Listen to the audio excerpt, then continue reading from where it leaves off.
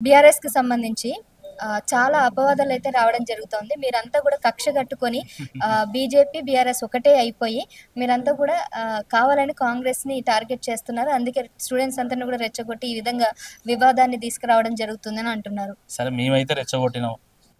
మరి కోర్టుని ఎవరు రెచ్చగొట్టింది? కోర్టు ఎందుకు మేము మొట్టకాయలేసింది? కోర్టు 2 చెంపలు ఎందుకు వాయించింది రేవంత్ రెడ్డి గారి చెంపలు? దానికి సమాధానం చెప్పండి.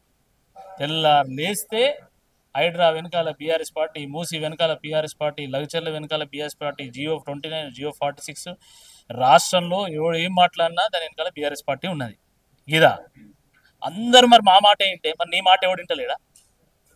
కంత శాతగాననుగా సంవత్సరంలోనే అంత నమ్మకం కోల్పోయిందా ప్రజలు నీ మీద? సిగ్గుండాల కొంచెమన్నా మాట్లాడడానికి. 16 నెలలైంది ప్రభుత్వం వచ్చి మాట్లాడడానికి ఒక్కట్లేదు. చెప్పిన గ్యారంటీ ఒక్కటి అమలు చేయలేదు. చెప్పిన ఏ ఒక్క హామీ నెరవేర్చలేదు.